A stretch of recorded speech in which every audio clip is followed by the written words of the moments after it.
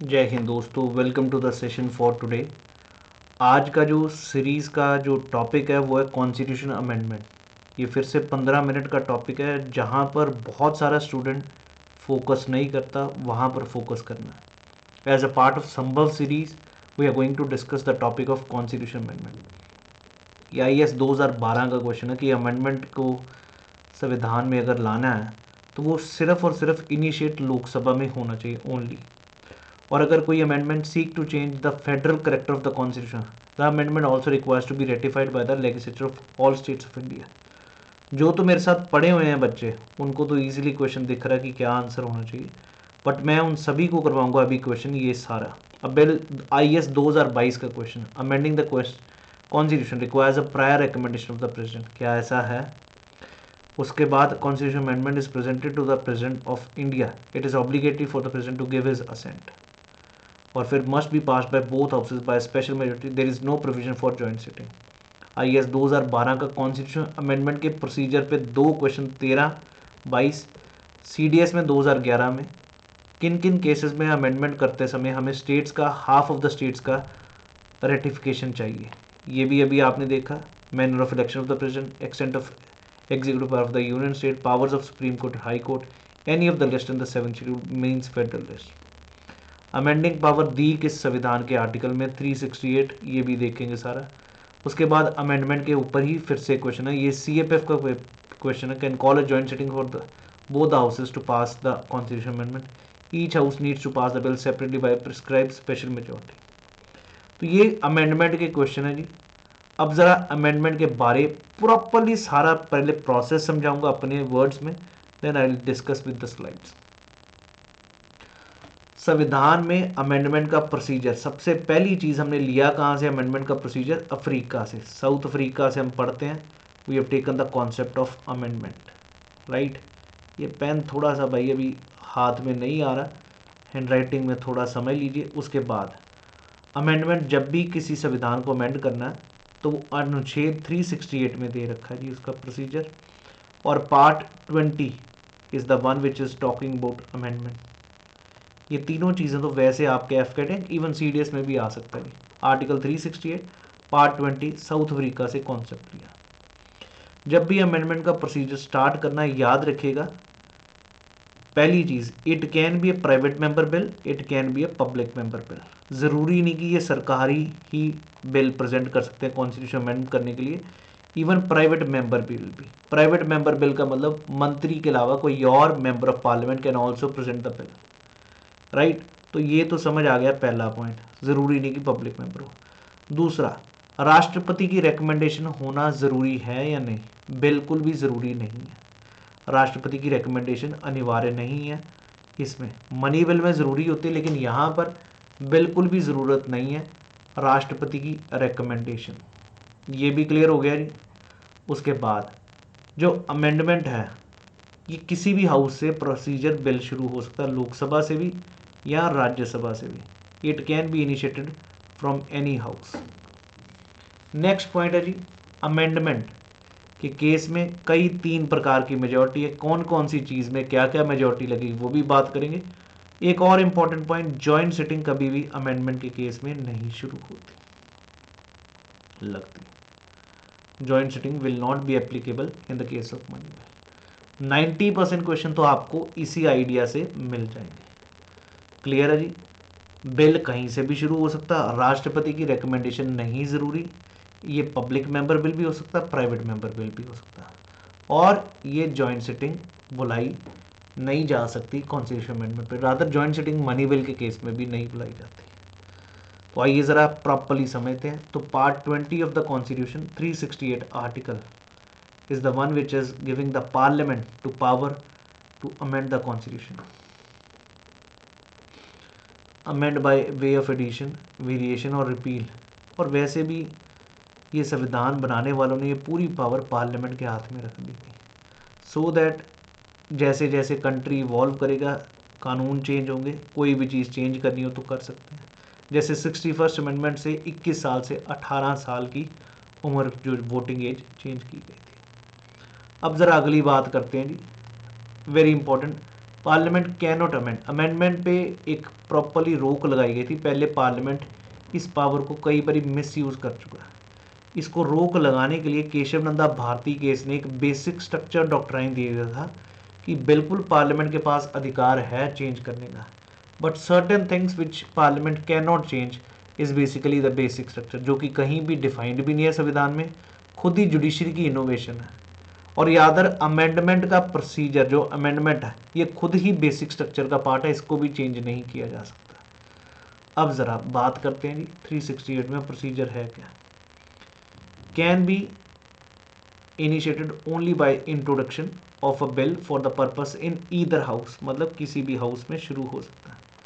Amendment कभी भी state legislature के पास अधिकार ही नहीं। क्लियर है। Can be introduced by a minister और अ प्राइवेट मेंबर बिल, और ना ही इसको रिक्वायर चाहिए, परमिशन नहीं चाहिए राष्ट्रपति की, प्रायर रिकमेंडेशन होना ज़रूरी नहीं। दोनों हाउसेज में special majority that is more than 50% of the total member of the house, and then a majority of 2/3 of the members of the house present and voting। Clear हो गया जी, ये भी समझ आता है। एक तो मेजॉरिटी ये वाली भी चलती है और दूसरी भी स्पेशल मेजॉरिटी भी चलती है जिसमें 50% से ऊपर हो या 2/3 of the total house and present. और दोनों हाउस अलग अलग से बिल पास करेंगे अगर एग्रीमेंट डिसएग्रीमेंट हो रहा है, बट यहाँ पर जॉइंट सिटिंग की प्रोविज़न है ही नहीं अमेंडमेंट के प्रोसीजर में। ये चारों पॉइंट्स वैसे दिमाग में पूरी तरह फिट हो चुके हैं।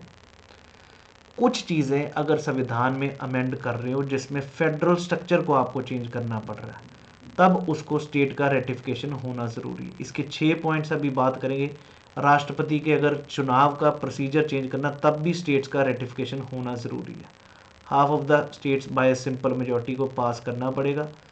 क्लियर है जी, ये चीज़ अभी देखेंगे। It should be also ratified by the legislature of half of the states by simple by both houses and ratify the state. The bill is presented to the president for his assent. President must give his assent to the bill. He can neither withhold his assent nor return the bill. ये भी याद रखिएगा। Presidents ascent जब मिल जाती है, bill become an act. अब ज़रा देखते हैं 2 टाइप्स ऑफ अमेंडमेंट है। एक तो special majority of the parliament and also through the ratification of the half of the states वाला, और वो half of the states by simple majority pass करेंगे। कुछ also provide for the amendment of the certain provision of the constitution by simple majority. Clear है, majority of the members present and voting. अब याद रखिएगा जो ये वाला है ना, simple majority, these amendments are not deemed to be amendments of the constitution for the purpose of 368। Clear है। Can be amended in 3 ways। ये कौन से केसेस हैं जो ऊपर ब्लू वाले लिखे हैं, वो है मेरे भाई जब कोई नया स्टेट बनाया जाता तो उसका नाम दर्ज किया जाता फर्स्ट और फोर्थ शेड्यूल में, तो उसमें संविधान अमेंड नहीं करते कोई नया स्टेट बने। और दूसरा, जब लेजिस्लेटिव काउंसिल बनानी हो या हटानी हो तो उसमें भी वो 368 में नहीं आते। अब जो चीज़ें कॉन्स्टिट्यूशन को अमेंड करते हैं वो कैसे, by simple majority, by special majority of the parliament, and then special majority of the parliament the ratification by the states. ये 3 तरीके हैं जिससे हम करते हैं। सिंपल मेजॉरिटी से मैंने बताया ही है, जिसमें हम 368 के बाहर आता, स्कोप में नहीं आता, आउटसाइड द स्कोप ऑफ 368। जैसे नई स्टेट्स बनेंगी, स्टेट रीऑर्गेनाइजेशन में, ऑल्ट्रेशन ऑफ द बाउंड्रीज, ये सारी चीज़ें, abolition creation of legislative councils. Second schedule में अगर आपने चेंज करना कुछ भी तो वो quorum in the parliament, salaries and the allowances of the members of parliament, rules of procedure in the parliament, privileges of the parliament, use of English language in the parliament, and number of, ये check करिए word का मतलब, point जजेस in the supreme court. In cases में ये 368 के तहत नहीं आते। पहले 3 पॉइंट तो हमने बहुत बारी पढ़ चुके हैं, ये अपने को पता है, ये बाकी ऐड ऑन करिए। और ये भी है jurisdiction of the supreme court, use of official language, citizenship acquisition और termination, elections to the parliament, state legislature, delimitation of the constituencies, UTs, 5th schedule, 6th schedule. Clear जी। अब जहाँ पर स्पेशल मेजॉरिटी से, that is majority more than 50% of the total membership of each house and a majority of 2/3 of the each house. Expression total membership means the total number of members comprising the house irrespective of whether they are absentees or not. तो these the provision which can be amended by this way are fundamental rights, DPSP, and all other provisions which are not covered by the first and third category. Clear हो गया जी सभी को? Fundamental right, DPSP दो याद रखने हैं, वो special majority से पास होते हैं, जहाँ पर मेजॉरिटी का मतलब है जी more than 50% of the total membership of each house and majority of 2/3 of the members of each house in voting. Is everyone clear? अब आते हैं special majority of the parliament and the consent of states. ये है ratification by the states चाहिए, मतलब पहले parliament पास करेगा, उसके बाद कैसे स्टेट्स का भी कंसेंट होना चाहिए, more than half of the consents bye simple majority. यहाँ पर पार्लियामेंट स्पेशल मेजॉरिटीज है। Number 1, election of the president and it's manner, executive power of the union and states पे, सुप्रीम कोर्ट हाई कोर्ट्स पे, उस पर अगर कुछ change करना है, distribution of legislative powers between union and state, any of the list in the 7th schedule, representation of states in parliament, power of parliament to amend the constitution and its procedure, याद रहेगा जी 368 है ये। Representation of states in parliament भी है, 7th schedule में जो list है फेडरल लिस्ट का एग्जाम्पल, डिस्ट्रीब्यूशन, ये तीनों तो एक ही जैसे लगते हैं, एग्जीक्यूटिव पावर डिवाइडेड है between union state, distribution of legislative power between state union states, 7th schedule, right. And then supreme court and high courts, ये सातों पॉइंट दिमाग में क्लियर हो गए। प्रेसिडेंट की इलेक्शन के ऊपर कुछ भी चेंज करना है, executive power of union state, supreme court, high courts, distribution, 7th schedule, ये सारा अगर फेडरल करेक्टर को ही कहीं ना कहीं बात करते हैं, चेंज कर रहे हैं, तो ये 7 अगर याद है तो आपका कोई भी क्वेश्चन गलत नहीं हो सकता अमेंडमेंट से। आशा है कि सभी के दिमाग में प्रॉपरली बैठ चुका है। फर्स्ट पे भी इतना फोकस नहीं करना, अब ज़रा क्वेश्चंस देखते हैं, पीछे से चलेंगे आगे को। यहाँ पर पहला क्वेश्चन है कॉन्स्टिट्यूशन अमेंडमेंट के बारे, with regard to constitution amendment which one of the following statements is not correct? The speaker of the Lok Sabha can call a joint sitting of both the houses to pass the bill. पहला ही गलत है जी। पहली बात, amendment के case में joint sitting बैठती नहीं।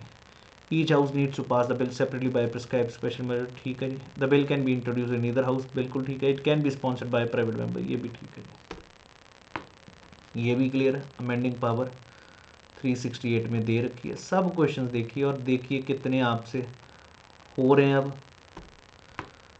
उसके बाद इनमें से कौन कौन सी चीज़ें हैं जिसमें more than half of the state को रेटिफाई करना ज़रूरी है पार्लियामेंट की, मतलब स्टेट्स को भी। पार्लियामेंट तो स्पेशल मेजॉरिटी से पास करेगा, स्टेट्स को सिंपल मेजॉरिटी से। Manner of election of the president बिल्कुल है। Extent of executive power of the union states, ये भी पढ़ा है। Power of supreme court and high court भी पढ़ा। Any list in the 7th schedule. तो मेरे मित्र चारों के चारों पॉइंट्स हैं, इसमें स्टेट का रेटिफिकेशन चाहिए। Right everyone. Next question IAS 2022 का भी देखते हैं। Bile a bill amending the constitution requires a prior recommendation of the president, यही गलत हो गया ना, राष्ट्रपति की रिकमेंडेशन नहीं चाहिए। वो सिर्फ 2 केसेस में हमने पढ़ी, मनी बिल और स्टेट रीऑर्गेनाइजेशन में। Is presented it is obligatory for the president to give his amendment, to give his assent, बिल्कुल ठीक है जी। और ये 24th अमेंडमेंट है जहाँ तक मेरे को याद आ रहा है, एक बार चेक करके कंफर्म करिएगा कमेंट सेक्शन में। Third, passed by the both Lok Sabha and the Rajya Sabha by a special majority, there is no provision for joint sitting, बिल्कुल ठीक है जी। तो 2 और 3 अगर है आंसर तो B ऑप्शन होना चाहिए। 1 सभी में ऑप्शन में तो वहीं से गलत हो गया, B would have been the best answer। IAS 2013 का कैन बी इनिशिएटेड, जो अमेंडमेंट अगर करनी है तो वो इनिशिएट सिर्फ लोकसभा में होगा, गलत है ना ये। अगर कोई भी अमेंडमेंट जो चेंज कर रही है federal character of the constitution, amendment also requires to be ratified, बिल्कुल ठीक है जी। तो आंसर B ऑप्शन होना चाहिए इस क्वेश्चन का। I hope you people enjoyed this session, you people understood the concept of constitution amendment. मेरे हिसाब से आपको कुछ नहीं भूलना चाहिए। एक तो प्रोसीजर तो तीनों का कॉमन है, जहाँ पर ना तो राष्ट्रपति की रिकमेंडेशन चाहिए, कहीं से भी शुरू हो सकता है, ये पब्लिक भी हो सकता है, प्राइवेट भी हो सकता है। मेन मुद्दे की बात वो 7 पॉइंट है जहां पर स्टेट का रेटिफिकेशन चाहिए, और वो normally elections of the president के ऊपर है, सुप्रीम कोर्ट और हाई कोर्ट्स की पावर्स के ऊपर है, executive power of the union and state की बात की है, legislative power of the union and states की बात की है, division of power between centre and state वाला जो है उसके ऊपर बात की है, और आखिरी कॉन्स्टिट्यूशन अमेंडमेंट का प्रोसीजर अगर चेंज करना तो स्टेट्स का रेटिफिकेशन होना जरूरी है। तो कैसी लगी वीडियो? अगर अच्छी लगी है तो भाई शेयर भी करिए, और क्वेश्चंस भी अच्छे लगे तो सब्सक्राइब भी करिए, और याद से पहुंचाइए सभी तक। जो लोग पॉलिटी में घबरा रहे हैं, जो ज्योग्राफी में घबरा रहे हैं, जो हिस्ट्री में घबरा रहे हैं, अब घबराने की ज़रूरत नहीं। 45 दिन में हम सब चीज़ें बहुत अच्छे से कवर करेंगे। Thank you. जय हिंद एवरीवन।